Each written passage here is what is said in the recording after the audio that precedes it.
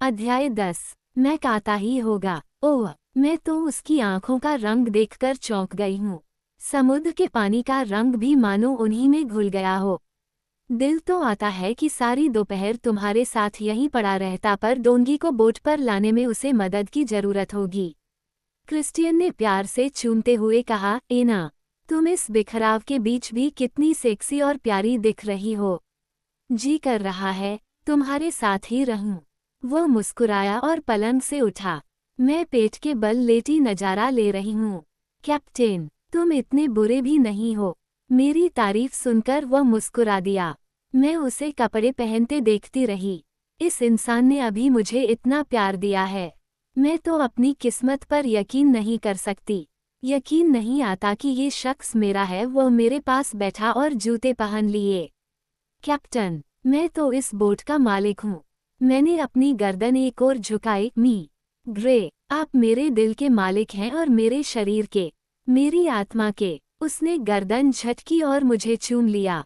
मैं डेक पर हूँ। अगर नहाना चाहो तो नहा सकती हो। कुछ पीना चाहोगी? उसने फिर से अपने सधे लहजे में पूछा और मैं उसके बदलते रूपों को देखती रही। पल में तोला तो पल में माशा। क्या? उसने मेरी हंसी देखकर पूछा। मैं क्या? तुम कौन हो और तुमने क्रिस्टियन का क्या किया? उसके होठों पर उदास सी मुस्कान खेल गई। बेबी, वो बहुत दूर नहीं है। उसके सुर ने मुझे अपनी बात पूछने के लिए शर्मिंदा कर दिया, पर उसने बात को हवा में उड़ा दिया। तुम उसे जल्द ही देखोगी। अगर जल्दी से उठी नहीं तो अभी देख लोगी। उसने जोर से एक धौर जमाया और मैं चिल्लाने के साथ साथ हंसने लगी। तुमने तो मुझे चिंता में डाल दिया था। क्यों? वैसे तुम भी तो मिले जुले संकेत देती हो। इंसान करे भी तो क्या? वह चूमकर बोला, मिलते हैं बेबी। जब मैं डेक पर गई तो मैक लौट आया था, पर मेरे सैलून का दरवाजा खोलते ही वो कहीं ओझल हो गया। क्रिस्टियन अपने फ़ोन पर किसी से बात कर रहा है। किससे? उसने मुझे पास खींचकर चूम लिया।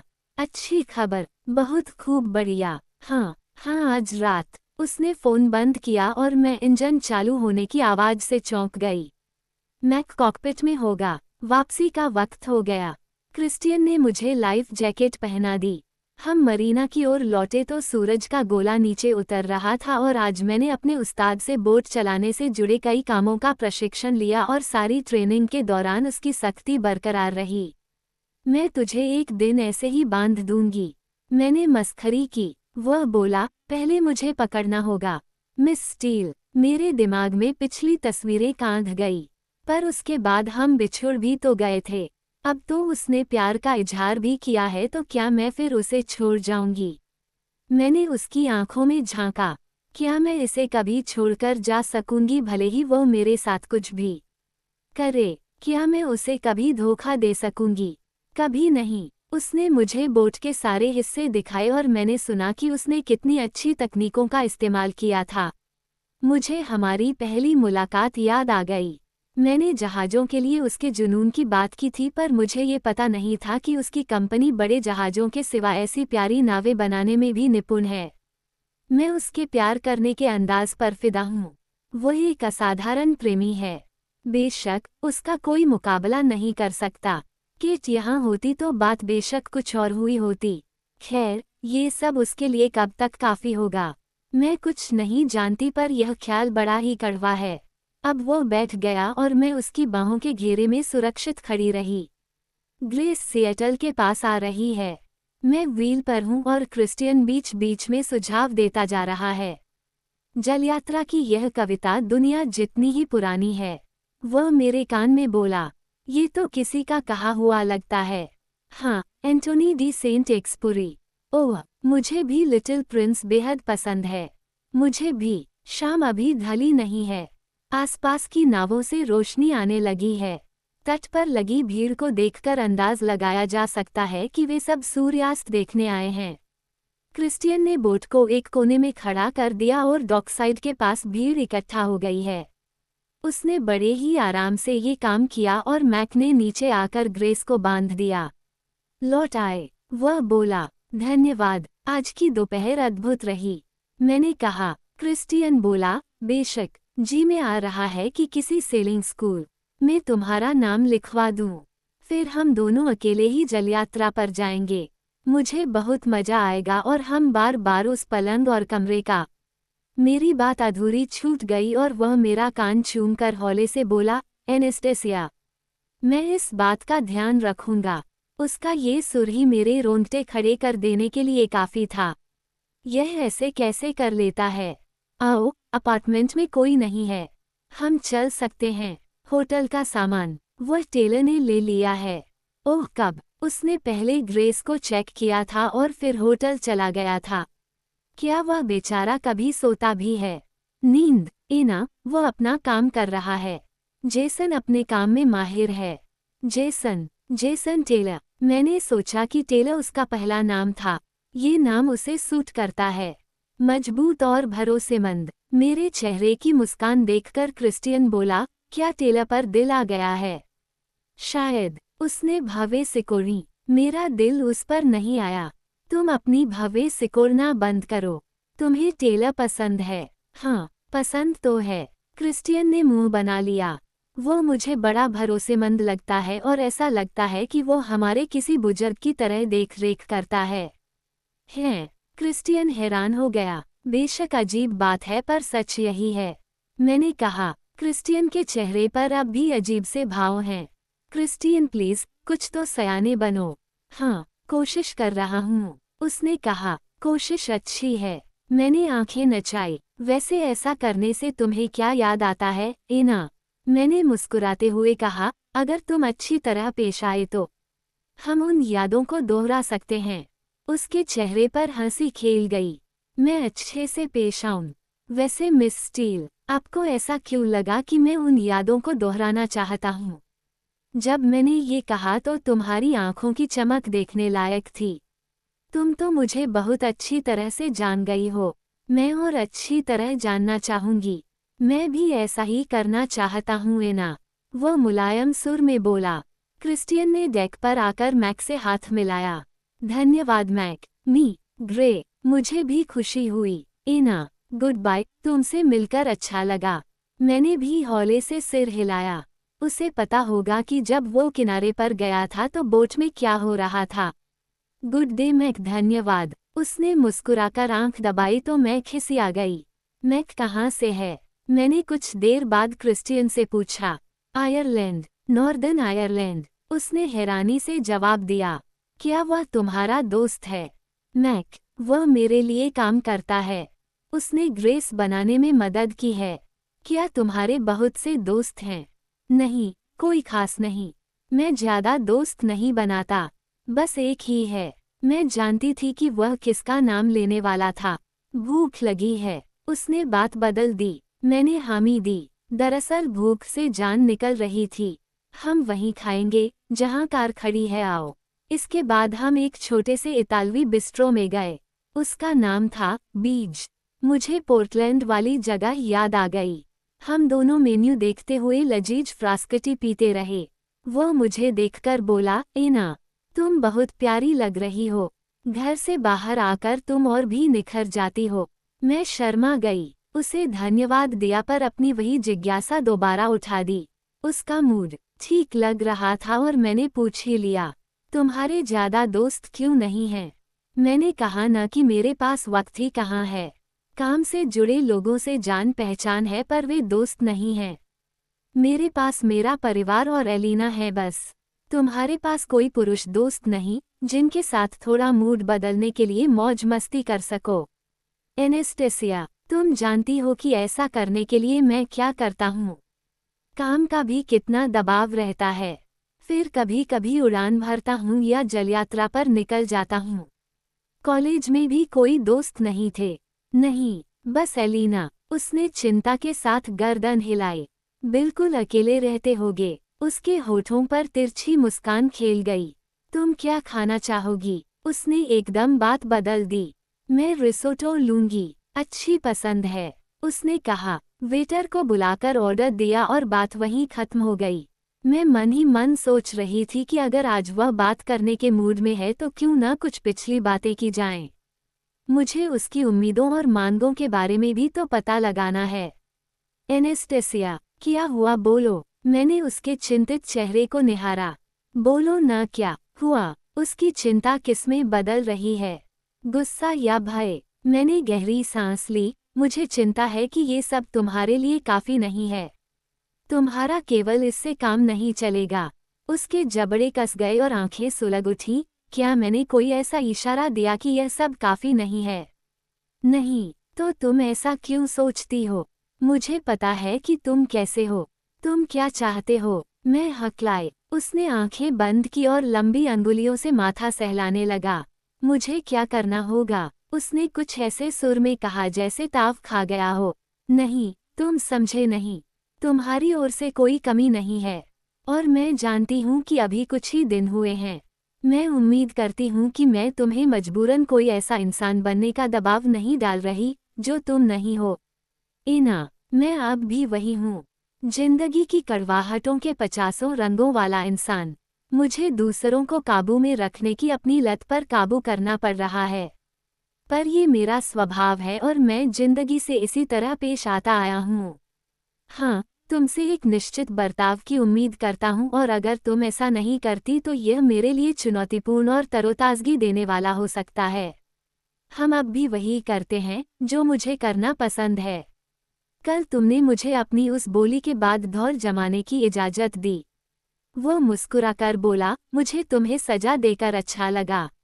मुझे नहीं लगता कि यह इच्छा कभी खत्म होगी, पर मैं कोशिश कर रहा हूँ और ये सब उतना मुश्किल भी नहीं है जितना मैंने सोचा था।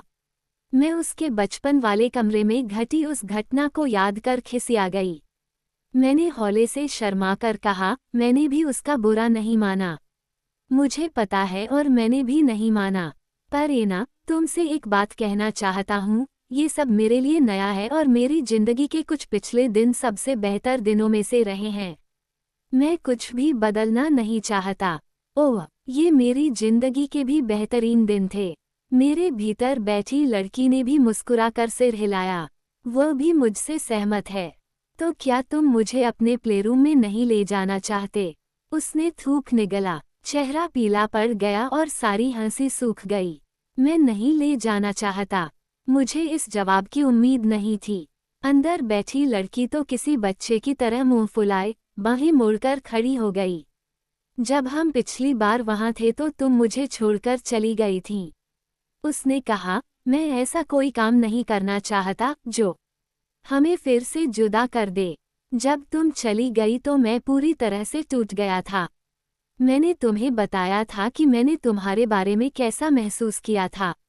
उसकी आंखों में ईमानदारी झलक रही थी। पर ये सही नहीं लगता। तुम लगातार यही ध्यान रखते रहोगे कि मैं कैसा महसूस करती हूँ। तुमने मेरे लिए ये सब बदलाव किए हैं। मुझे लगता है कि मुझे भी तुम्हारे लिए कुछ करना चाहिए, कुछ रोल प्ले करने चाहिए। मेरा चेहरा उसके प्लेरूम की दीवारों जैसा सुर्ख हो उठा। इस बारे में बात करना इतना मुश्किल क्यों है? मैंने इस आदमी के साथ कितने ही अलग तरह से सेक्स किया है और कुछ हफ्ते पहले तक तो इन बातों के बारे में सुना तक नहीं था। नहीं कभी सोचा था कि ये सब संभव हो सकता है, पर इस बारे में इससे बात करना कितना मुश्किल है। इना, तुम जितना जानती हो उससे कहीं ज्यादा भावनाएं प्रकट करती हो। प्लीज प्लीज ऐसा महसूस मत करो। वह बेपरवाह क्रिस्टियन कहाँ गया? अब तो उसके चेहरे पर अजीब सा भाव दिख रहा है। बेबी, अभी मुश्किल से एक वीकेंड हुआ है। हम दोनों को थोड़ा वक्त दो। जब तुम चली गई तो मैंने हम दोनों के बारे में बहुत सोचा। हमें वक्त चाहिए। तुम्हें मुझ पर और तुम्हें मुझ पर भरोसा करना होगा। हो सकता है कि आने वाले वक्त में हम कुछ करें, पर अभी तो तुम जैसी हो मुझे वैसी ही पसंद हो।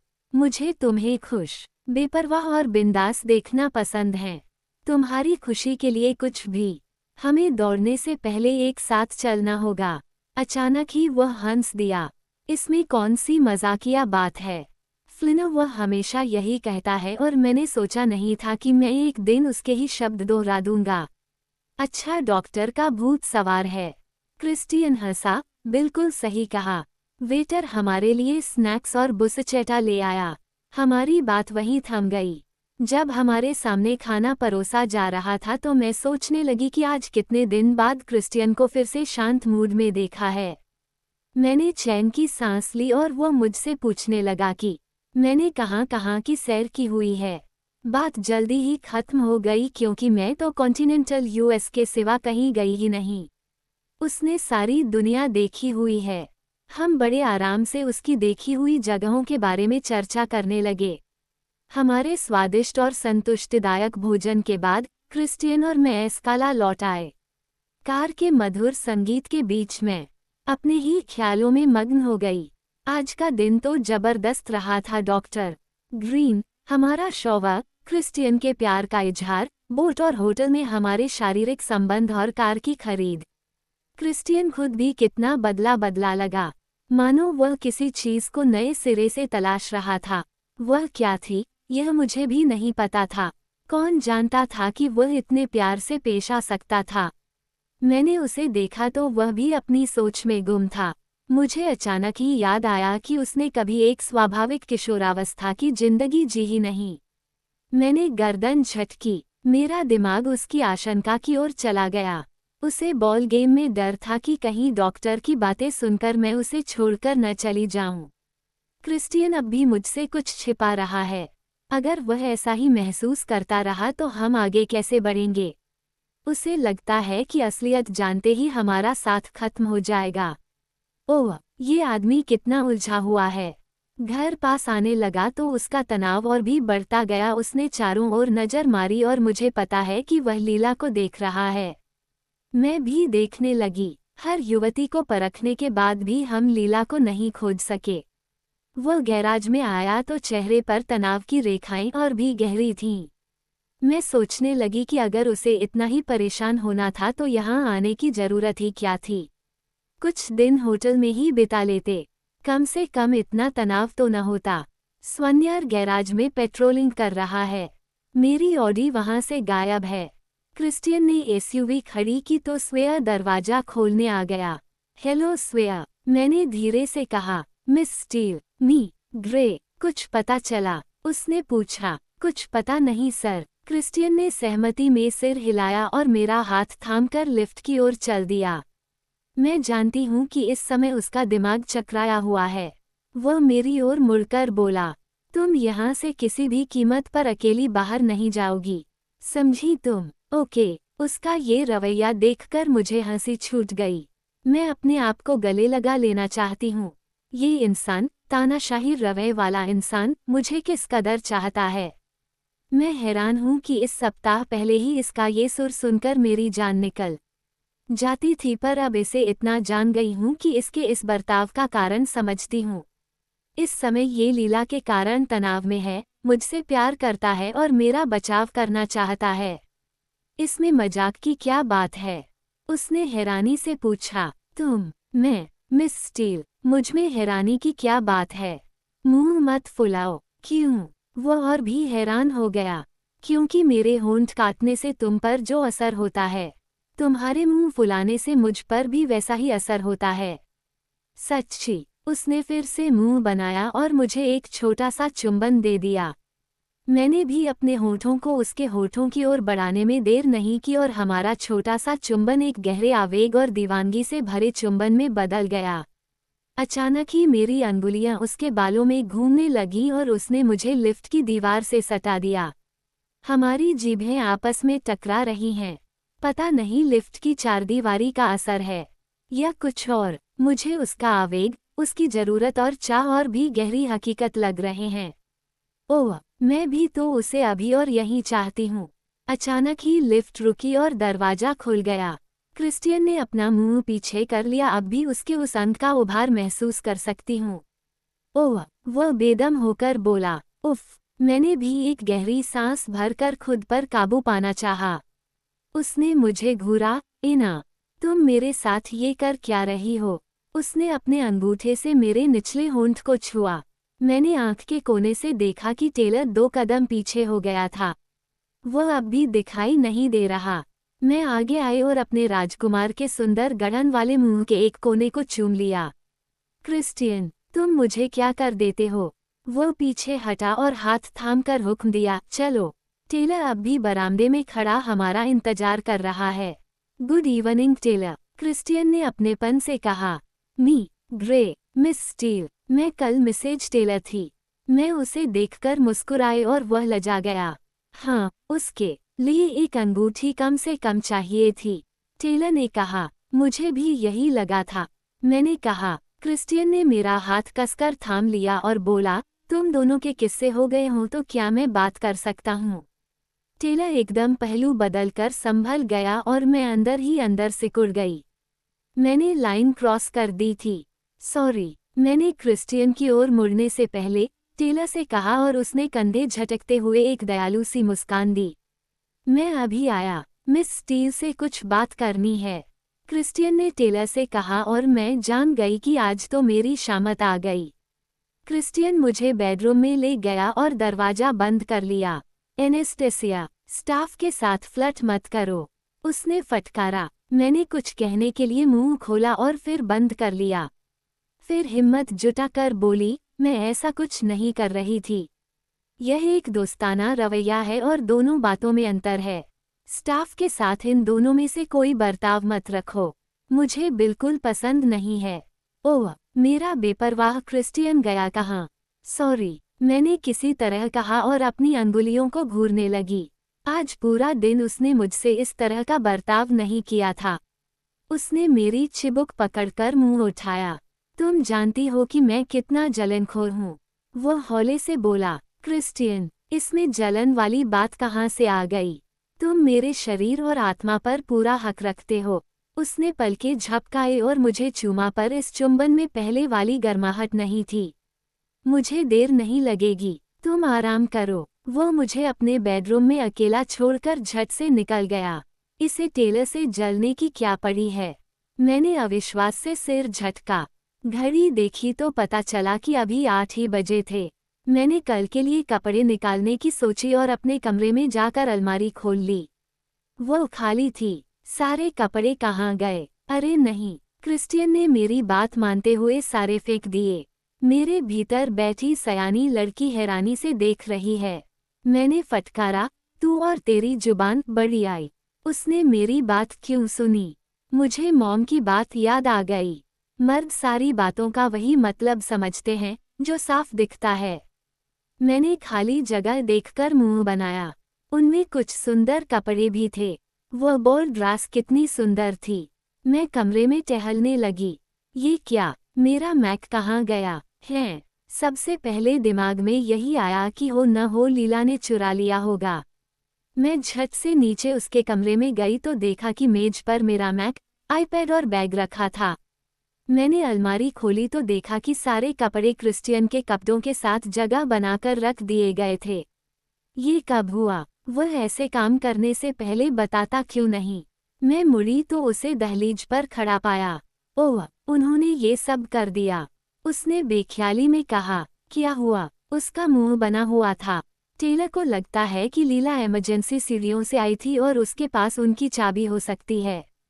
अब सारे ताले बदल दिए गए हैं। टेलर की टीम ने एक एक कमरा छान मारा है। वह यहाँ नहीं है। उसने बालों में हाथ फिराया। काश मैं जान पाता कि वह कहाँ है। उसने हमारी सारी खोजबीन पर पानी फेर दिया है। उसे मदद की जरूरत और जाने कहाँ छिपती फिर रही है। मैंने उसके गले में बाहें डाल दी और उसने मुझे बाहों के घेरे में कस लिया। जब वो मिल जाएगी तो क्या करोगे? डॉक्टर फ्लिन के यहाँ जगह है। उसके पति का क्या हुआ? उनके बीच अब कुछ नहीं बचा। उसका परिवार कनेक्टिकट में है। मुझे लगता है कि वो यहाँ अकेली ही है। कितनी खेद की बात है। तुम्हें यहाँ सामान होने से दिक्कत तो नहीं? मैं चाहता हूँ कि तुम मेरे कमरे में रहो। वाह, कैसे बात बदल दी। हाँ, मैं चाहता हूँ कि तुम साथ ही सो। तुम साथ सोती हो तो मुझे रात को डरावने सपने नहीं आते। तुम्हें डरावने सपने आते हैं? हाँ। मैंने उसका हाथ कसकर थाम लिया। मेरा दिल इस इंसान के लिए और भी दुखी गया। इसके जीवन में कितना दुख है। मैं तो कल काम पर जाने के लिए अपने कपड़े निकाल रही थी। मैंने किसी तरह हिम्मत बटोर कर कहा, काम। क्रिस्टियन ने ये सुनकर मुझे ऐसे घूरा मानो कोई गंदा शब्द सुन लिया हो। हाँ, काम। मैंने भी उसकी प्रतिक्रिया से उतना ही भ्रमित होते हुए कहा। उसने चिंता से कहा, पर लीला, वो बाहर कहीं भी मिल सकती है। मैं नहीं चाहता कि तुम काम पर जाओ। उसने एक पल रुकने के बाद कहा, क्या क्रिस्टियन, ये क्या बात हुई? मुझे काम पर जाना है। नहीं, तुम नहीं जाओगी। ये कहना क्या चाहता है? मेरी नई नौकरी है और बेशक मुझे पसंद भी है। मुझे तो काम पर जाना ही होगा। तुम्हें क्या लगता है कि तुम सारी दुनिया जीतने निकल पड़ो और मैं यहाँ बैठी अंगुलियां चटकाती रहूं? शायद। हाँ। ओह, 50, 50, 50। मुझे हिम्मत दो क्रिस्टियन, मुझे काम पर लौटना है। नहीं, तुम्हें कहीं नहीं जाना। हाँ, मुझे जाना है। मैंने किसी बच्चे की तरह हौले से कहा। उसने मुंह बनाया, ये सुरक्षित नहीं है। क्रिस्टियन, मुझे अपनी आजीविका चलाने के लिए नौकरी करनी है और मेरा कोई नुकसान नहीं होगा। नहीं, तुम्हें आजीविका के लिए काम पर जाने की जरूरत नहीं है। तुम्हें कैसे पता कि तुम ठीक रहोगी? वह लगभग चिल्ला रहा था। वह कहना क्या चाहता था? वह मुझे सहारा देगा। ओह, ये तो हद हो गई। मेरी उसकी जान पहचान अभी है ही कितनी मुश्किल से 5 सप्ताह। अब वह गुस्से में दिखा और आंखें आग उगलने लगी, पर मैंने परवाह नहीं की। क्रिस्टियन, जरा सोचो, उस दिन लीला पलंग के पास थी। अगर वह मुझे कुछ करना चाहती तो उसी समय कर सकती थी। और हाँ, मुझे काम तो करना ही होगा। मैं तुम्हारी दया पर नहीं पलना चाहती और मुझे अपने स्टूडेंट लोन भी तो अदा करने हैं। उसके चेहरे पर मायूसी की रेखाएं खींच गई। मैंने भी ठान लिया है कि पीछे नहीं हटूंगी। मैं नहीं चाहता कि तुम काम पर जाओ। क्रिस्टियन, यह फैसला तुम नहीं ले सकते। उसने बालों में हाथ फिराया और हम दोनों एक दूसरे को घूरने लगे। स्वेया तुम्हारे साथ आएगा। क्रिस्टियन, यह जरूरी नहीं है। तुम बेकार की बात कर रहे हो। बेकार की बात? या तो वह तुम्हारे साथ जाएगा या मैं मनमर्जी करते हुए तुम्हें यही रख लूंगा। काम पर जाने ही नहीं दूंगा। वह ऐसा नहीं करेगा। क्यों? क्या वह करेगा? अच्छा, कैसे? ओह एनेस्टेसिया, मुझे सब तरीके आते हैं। मुझे मजबूर मत करो। ओके। मैंने अपने हाथ खड़े कर दिए। हम दोनों खड़े एक दूसरे को घूर रहे हैं। अच्छा, अगर तुम्हें ठीक लगता है तो यही सही, स्वेया मेरे साथ आएगा। मैंने अपनी आंखें नचाई और वह मेरी ओर एक कदम बढ़ाया। मैंने कदम पीछे हटाया तो वह और आगे आ गया। उसने मेरा हाथ थाम लिया। मैं जान गई कि उसका मूड बदल गया था। क्या मैं तुम्हें घुमा लाऊं? उसने कहा। मैं तो सुनकर ही चकरा गई कि वह कहाँ जाने के लिए कह रहा था। वह हाथ थामकर बोला, मैं तुम्हें डराना नहीं चाहता था। तुम डराने की बात करते हो। मेरा तो दिल कर रहा था कि यहाँ से भाग जाऊं। भागने का मन हो रहा था। क्रिस्टियन की आंखें फैल गई। मजाक कर रही हूँ बाबा। वह मुझे अलमारी के पास ले गया और मुझे अपने आप को शांत करने में समय लगा। अब भी नसों में उबाल आ रहा है। इससे लड़ना कोई आसान काम नहीं है। उसने मुझे अपार्टमेंट में घुमाते हुए सारे कमरे दिखाए। उसके प्लेरूम और 3 सोने के कमरों के अलावा टेलर और मिसेज जॉस को भी पूरे अलग विंग मिले हुए थे, जिसमें उनके लिए रसोई, लिविंग एरिया और एक सोने का कमरा था। मिसेज जोन्स पोर्टलैंड में रहने वाली बहन के यहाँ से लौटी नहीं थीं। नीचे उसकी स्टडी के पास ही एक टीवी रूम दिखा जिसमें एक बड़े से प्लाज्मा स्क्रीन के अलावा कई गेमिंग कंसोल भी थे। वह अचानक ही अच्छे मूड में दिखा। तो तुम्हारे पास एक्सबॉक्स भी है? हाँ, पर मैं इसमें बिल्कुल फिसड्डी हूँ। इलियट हमेशा मुझे हरा देता है। जब तुमने मेरे इस कमरे को प्लेरूम समझा था तो मुझे बड़ी हंसी आई थी। मुझे खुशी हुई कि आपको मेरी वजह से हंसने का मौका मिला। मी ग्रे, मैंने अकड़ से कहा। हाँ, मिस स्टील, जब आप खिंचाने वाले मूड में नहीं होती तो अक्सर ऐसा होता है। जब कोई नाजायज तरीके से हावी होता हो तो मैं खिंचाने वाले मूड में आ जाती हूँ। मैंने कहा, मैं और नाजायज बात करने वाला? जी हाँ, मी ग्रे, मेरा तो दिल करता है कि ये शब्द आपके नाम से जोड़ दूं। हाँ, मिस स्टील, इसके बारे में तो विचार करना होगा। वैसे मुझे लगा था कि ट्रेवलियन तुम्हारा मिडिल नाम था। नहीं, मेरा सरनेम है। पर तुम इस्तेमाल नहीं करते। बहुत लंबा है। आओ, उसने कहा और फिर हम एक वाइन सेलर से होते हुए टेलर के ऑफिस में पहुंच गए। काफी बढ़िया जगह थी और एक मेज के आसपास 6 कुर्सियां लगाई गई थी। वहीं मुझे सीसीटीवी के सारे इंतजाम दिखे। मुझे नहीं पता था कि अपार्टमेंट में इसकी व्यवस्था भी है। हाय टेलर, मैं एना को ये दिखाने लाया था। टेलर ने मुझे विनम्र मुस्कान दी और खड़ा हो गया। क्रिस्टियन मेरा हाथ थामकर लाइब्रेरी की ओर ले आया। यहाँ तो तुम आ ही चुकी हो। मैंने बड़ा सा हरा बिलियर्ड मेज देखकर पूछा, खेले क्या?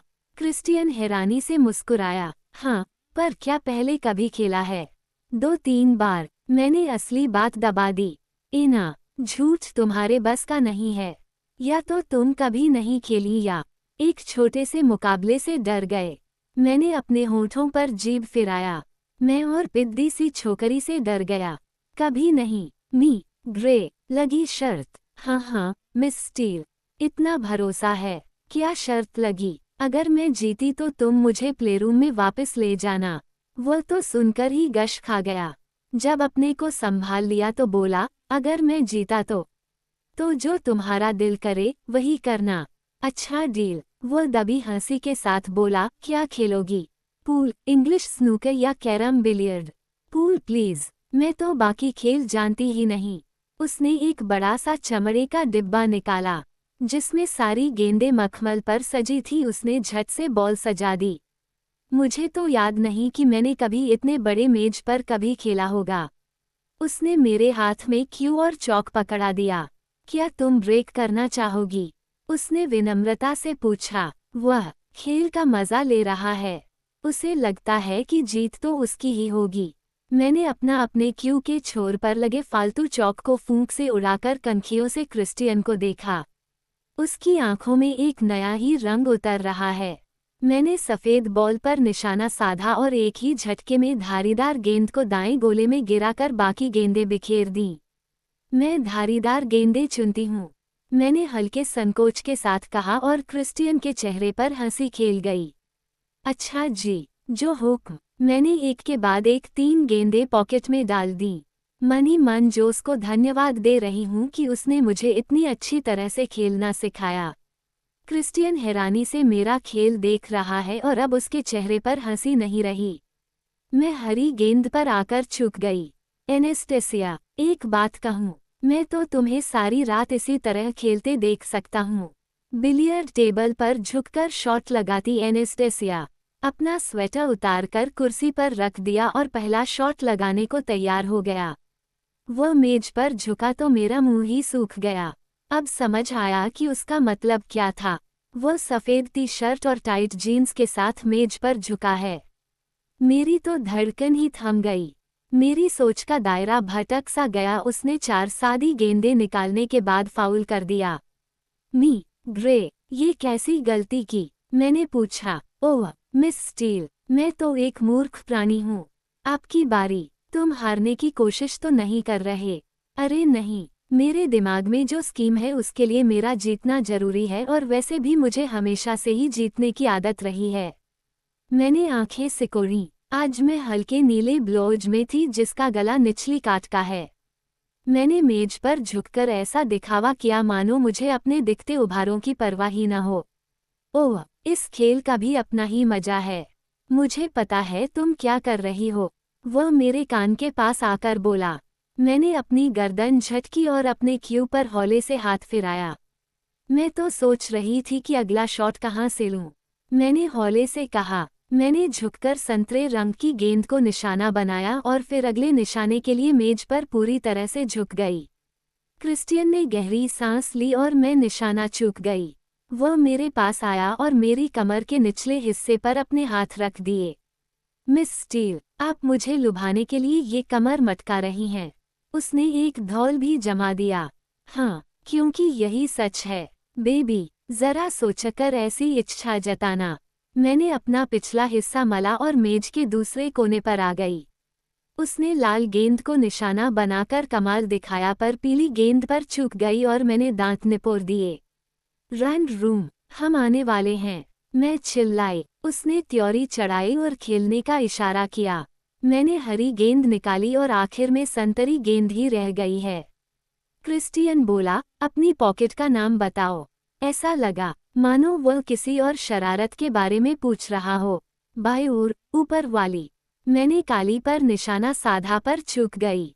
ओह, हो गया कचरा। क्रिस्टियन दुष्टता से मुस्कुराया और मेज पर झुक अपनी 2 बची गेंदों को निबटाने लगा। मैं उसके गठे बदन को मेज पर झुके हुए देख रही हूँ। उसने खड़े होकर क्यू पर चौक रगड़ा और मुझे गहरी वासना भरी नजरों से घूरने लगा। अगर मैं जीता, ओह हाँ, मैं इसी मेज पर पहले तुम्हारे पीछे धौल जमाऊंगा और फिर बिलियर्ड मेज पर ही शारीरिक संबंध बनाऊंगा। ओह, मेरी नाभि के आसपास की हर मांसपेशी खींचती चली गई। सबसे ऊपर वाली। उसने काली की ओर संकेत किया और शॉट लगाने के लिए झुक गया।